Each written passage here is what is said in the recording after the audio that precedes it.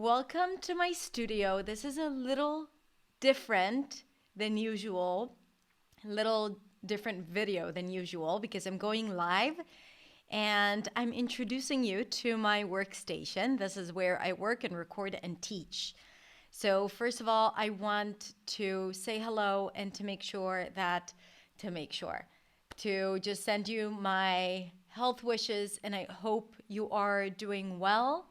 I hope you're safe and you are taking care of yourself and the people around you. These are crazy times and we need to be very conscious about whatever is going on to be responsible for each other. So wash your hands and practice social distancing. The reason why I'm making this video is because I know I have a lot of English teachers who are following me here. And I also have a community of English teachers and a program. And a lot of them are forced to start teaching online. And maybe you are too. And you don't know exactly how to do it. So I wanted to open this discussion and to just introduce you to how I teach online and how I've been teaching using Zoom, which is a great software, and it's mostly free. I'll talk about that. So I'm going to walk you through how to use it. I also have a recording that I'm going to share with you of me teaching my team, but I asked them to participate so I can show you guys how I teach. I created this video for the teachers in my program, but I decided that I'm going to share it here because a lot of you probably really need it, whether you teach English or you teach something else and you need to start working online. So this is my small contribution. Hello, Adriana. Good to have you. So feel free to ask me questions about anything that I'm sharing with you here. And I'm going to be available in the comments after the live. So if you have any more questions, let me know. So as you can see, I'm right now working with not my computer camera, but my real camera. And I'm just sharing my screen with you. But when you teach online, go very basic. All you need is your computer, your webcam. You don't need to buy a fancy webcam to start teaching. I know that you might be afraid that it's not going to be the same. Your students are worried that it's not going to be the same. Maybe they don't want to start learning with going into online sessions. So what I would say is that you, as their teacher, it's okay for you to suggest it and to encourage them not to lose their routine. It's really important to keep the routine and to keep sanity, even when times are crazy, and especially now that people are locked in their homes and they can't go out. The community, the connection is really important. And if in your community, online teaching or online sessions are not that common, it's time to get acquainted with it because it's a very useful tool. You can use Skype, you can use WhatsApp video. I use Zoom. I'm going to show you how to use Zoom. The free account is fantastic. You can, when you teach one-on-one, you can use it pretty much with no interruptions. If you teach groups of 3 and more, then you can use it for free for 40 minutes, and then you have to either start the meeting again or stop the meeting. Then you can pay $15 a month, but you really don't need to do it just to get started. So the free account is fantastic and it's enough for what you need right now. Hello everyone. Let me know if you are a teacher. I'll record this video and may I watch it soon? Yes, Layla, it's going to stay on my channel. So if you can't watch it now, it's going to stay on my channel. So don't worry about it. So if I mess up, forgive me. I'm not used to going live on YouTube and sharing my screen, but I think I can get it right. So this is the Zoom. I hope you can see it. Yeah. When you download Zoom, this is the home page. This is how you manage all your meetings and everything. So this is home. You can just create a new meeting. You can join a meeting. So if you click here, it will ask you for an ID number. But if you're the teacher creating the meeting, you don't need to use this one. I rarely use this one. Share screen right now, I never use it. At this point, you don't need it. And also schedule, I don't really use it. So when I use this, I just go to new meeting, okay? And then I click on it. Now, this is kind of like it's not the most efficient way when working with students, because it means that you'll have to start the meeting and then you'll have to send them the link. A better way, I'll come back to the meeting and show you what to do. A better way is to go to meetings and then just click on my personal meeting ID, okay?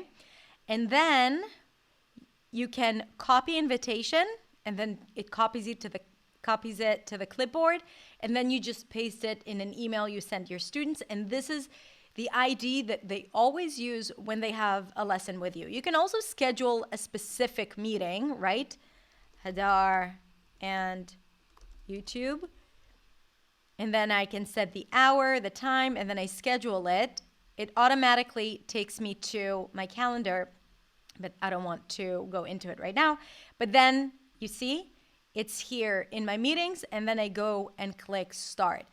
That's the best way to do it, because that's how people would get the link in advance. And you want to be professional, so send them the link in advance. Don't just start the meeting and then send them the link like I used to do when I just started out, because then they don't get the email and they're like, where are you? That's not a good start. Okay, so once I have scheduled the meeting and it's time, then I go to the meeting and click start. It's going to ask you a question. Join with computer audio. Always click yes. Always click join with computer audio, because this is where you tell the software that whatever microphone you're using, this is what it needs to use for the meeting. And what I want to show you here is this, okay? So this is what like the first thing you do when you just join, and I recommend that you join a few minutes before. Go to this and make sure that you see the green color on the microphone, because then it means that it detects your audio. Sometimes it's on mute, so you want to pay attention. Okay, don't start speaking when you're muted. Always check your microphone first, more than before the video even. Okay, and then you can also click to play the video. Now you can see me from, no, actually it's still connected to my camera here, but I can change it. It doesn't matter. Yeah, I'll change it to my computer camera, right? So now my webcam is filming me, but you guys are seeing me here. That's very cool. So you want to check that your video is on, and then that your audio is on. What I do before I join, I always go here, make sure that my microphone is connected to the right place and my speakers are all set so I can hear the student. The best would be just to get your earphones and connect them to the computer. That would be the best, and you would get the best audio.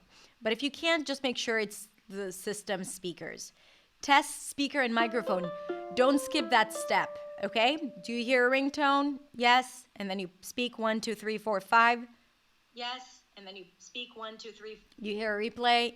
It doesn't matter how much I use Zoom. Before every meeting, I test my audio and speakers, because, you know, there's always something, right? There is always something. And I would recommend that you are on top of it. And sometimes all you need to do is just disconnect and connect again. So let's say you connect and people can't hear you or you can't hear them. If I can't hear them, I would just tell them and they fix their audio and there is nothing technically wrong, then I would just ask them to leave and come back again. Usually it's resolved. Same way, if they can't hear me, I might try to just disconnect and connect again. Don't be afraid of disconnecting. If it happens, no big deal. Everyone has the link. Just go to the same link. This is why it's important to create the meeting in advance. So if it's disconnected, and it happens sometimes, you just go back using the same link. again, if like the internet connection is not that stable in your area, I would recommend restarting your router a few minutes before the session, maybe restarting your computer, closing all windows, make sure nothing is uploading or downloading in the background, because it will affect the quality of the meeting and you don't want that. So let's go back to, if you have any questions, let's see if you have any questions. I was just watching you on Instagram a few minutes ago. Yeah, I'm running a challenge. If you haven't joined the challenge, then you better join the challenge. It's loudandproudchallenge.com.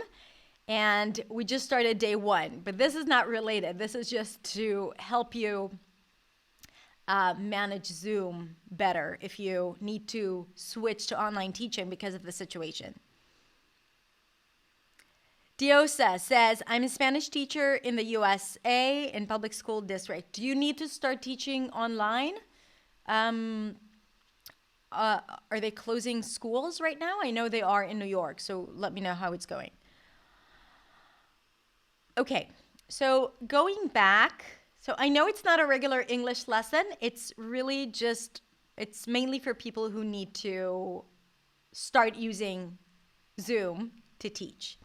Now, if we go back here, I want to show you. So you checked your audio, you checked your video. If you're in the middle of a meeting, you can always invite someone, okay, by copy URL, and then they just get the URL of the meeting.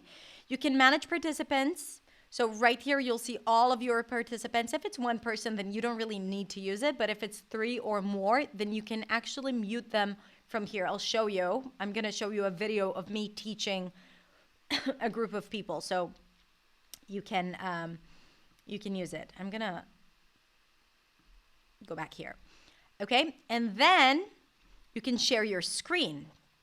So if I share my screen right now, let's say,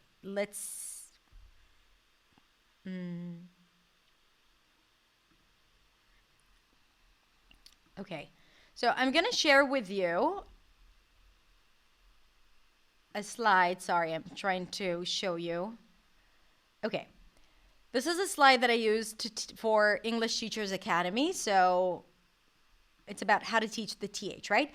And when I open the slides, here's what happens. You see the slides on the side, and then I go and then I show them. Hold on, I think someone just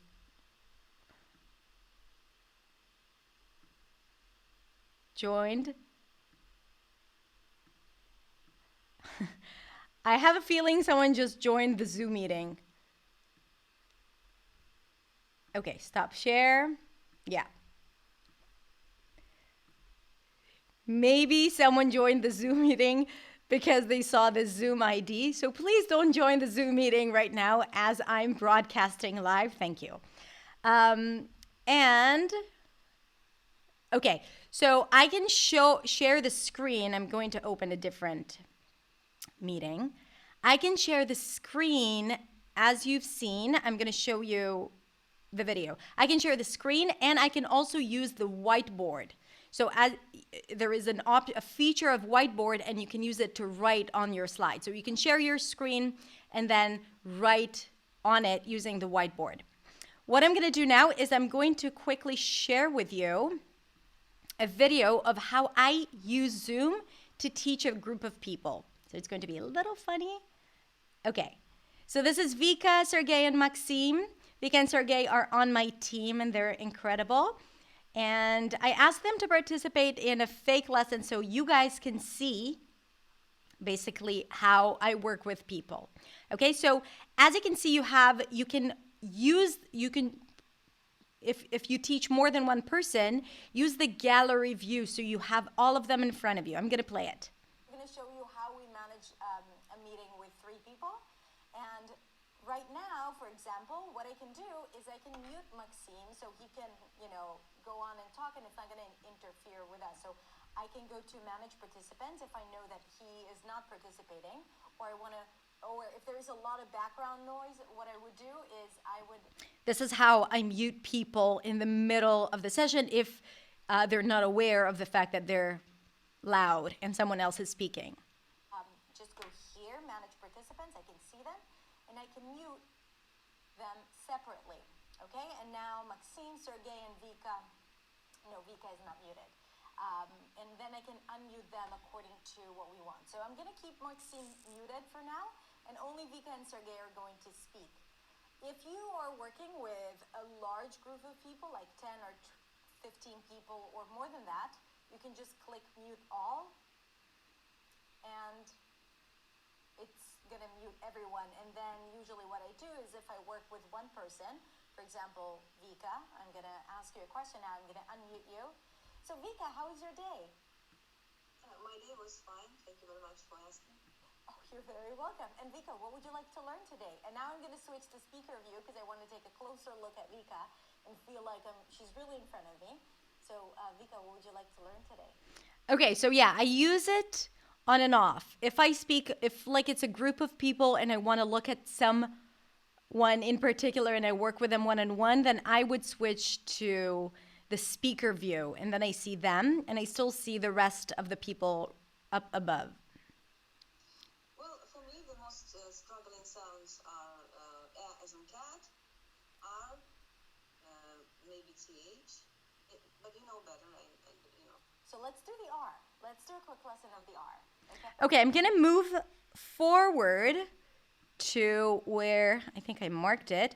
As you can see, also you have the chat box where people respond or write comments. You can write chats privately. It's really cool.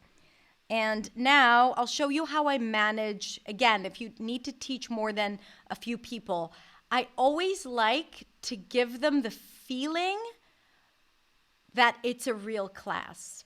Okay? So usually if I have a group of up to 6, 7, 8 people, I would have everyone unmute themselves. And then because it's kind of like easier to ask them a question and have them respond to you right away. And sometimes I would ask them to repeat after me, and I would have all of them repeat after me together, just to give them the feeling that it's a real class. And it's really cool. But if it's too noisy, then I would use the feature of mute all and then only unmute the person who is participating. By the way, you can record the sessions, and you have a button there that allows you to record. You can record the sessions, and if you do, I would recommend that you simply, I'm going to, hold on. If you do, I would recommend that you record it to the cloud, so you don't have to deal with downloading it. It's really easy to just send it to your students right after. Okay, I'll show you where it starts later. So I'm moving here. Yes. And then go to the tricky word. Really. I moved forward a bit. Really? Right, so I'm working only with Vika. But now the R, because of the high E, now the R, the tongue was not in the same position. Now, just a side note, now a teaching note. So up until now, I was giving Vika feedback, and now I zoomed out and I was talking about how I teach a group online. So listen. I spend some time with Vika, and I have these two great guys waiting and looking at us, and what I want them to do is to practice with us, right? So, because I don't want a situation where I'm focused on one person, and I want to give her my full attention, but at the same time, I don't want them to get bored because they will go and check their Facebook page at this time. Not these guys, because they're like with me and I know it, but like usually students will go and do other things. So you want to constantly keep them engaged. So at this point, if I feel that I need to spend a couple more minutes with Vika here, I would pause and say, you guys, let me hear you. Okay? And then I would have everyone together say it. Okay? So let's say red. Vika and Sergey, red. Red. Exactly. And I treat it like a class. Even if I don't detect exactly what they're doing, right? I speak, I give them the word and they repeat, okay? Okay, so it's really important to keep everyone really engaged. You have to work a little harder when you teach online. So make sure that people are not quiet for too long. It's not like in class where, they're just sitting there in front of you, it's really important that you engage them, because you don't know what they're doing on their computer, and they might be doing other things, answering emails or writing messages to their friends on WhatsApp web. So, right? So you want to keep them on their toes all of the time, like I just did here. I spoke to Vika, then I asked everyone to repeat, then I returned to Vika, spoke to her a little bit more. I hope that makes sense. Now, the most important thing is that, you're not afraid of the technology, because all you need to do is do it once or twice. What I would recommend is try it with your friends. If you're afraid and you need to start teaching online via Zoom because there's a lockdown and everyone's in their houses and you still need to work and make money, and the only way to do that is to do it by teaching online, then practice it with your friends, then do it at home, or offer a free session for your students just to see how it feels, to build up your confidence, and then you can come back and then you can do it like a real lesson. Okay. Yeah, Diosa says in the United States, classes are canceled for the next time. So I know from a lot of my teachers that they stopped teaching privately in person. So everything goes online. And this is why I wanted to make this tutorial. I think I'm done. I think I pretty much talked about everything. Try it out, play with it. Don't be afraid. If it gets disconnected, then it gets disconnected. No worries. I was just speaking to one of my students who's also a teacher, and he was concerned about teaching a group of 9 people using the free account, because, when you're just starting out, there is no reason whatsoever to spend $15 on your account, only when you start making money teaching groups. So if you're just starting out and you need to teach for more than 40 minutes and you have more than 3 people, what I would recommend is to start teaching after 30 minutes, to deliberately stop the meeting, and then ask everyone to join again using the same link. If you all use the same link, then that's great. And then you can continue till the end of the lesson, till the end of the 1 hour, because there is a limit for up to 40 minutes for people with the free account if you teach more than 3 people. Yeah, that's it. Okay, let's see if there are any questions. I really hate this app. My teachers require me to do my quiz with this app. Is the problem the app or the quiz? Oh, transmission is freezing. I'm sorry if it's frozen. Why Zoom is better than Skype? It's not necessarily better than Skype. It's easier to record on it. On Skype, you have to buy, I think, camcorder it's called. I forgot the name of it. I have it actually, but you need to add another feature to be able to record the sessions, and it's super convenient, and then it only downloads it to your computer, and Zoom just sends you the link, so you can send your students the link if they want to watch the recordings. It's really easy, and I feel that the interface of Zoom is easier for me when I teach, especially when I teach groups. But if you use Skype and you love it, then stick with it. Okay. Can we record these to make classes to show later? Yes. So, I use Zoom sometimes to create tutorials for my students. So I actually create a meeting, hit record, have no one join me, speak to the camera, share screen if I need. Everything is recorded, and then you have a lesson that you can either give to your students as a gift or as a bonus, or you can even start like a mini training and even sell it for your students who still want to, stay in, to maintain all the work that they've done with you. So you can actually do that, and it's fantastic. Okay, I'm just looking at the comments. Will this video, Okay. I think Microsoft Team manipulates smoothly. I don't know what that means. Okay. I think I went through all of the questions. So if you have any more questions about Zoom or about teaching online or about teaching English in general, then feel free to post them below. I hope you found this helpful. And I hope we all go through this period with zero casualties. And I hope you are not affected by it so much.